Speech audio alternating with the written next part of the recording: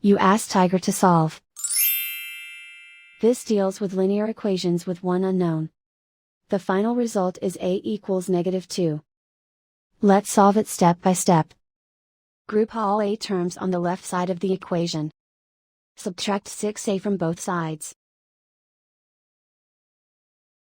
Group like terms. Simplify the arithmetic. Group like terms. Simplify the arithmetic. Group all constants on the right side of the equation. Subtract 4 from both sides. Simplify the arithmetic.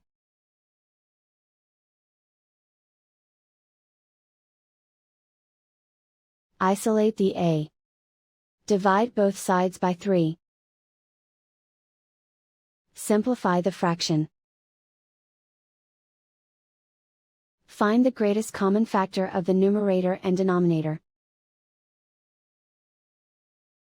Factor out and cancel the greatest common factor. And so the final result is a equals -2.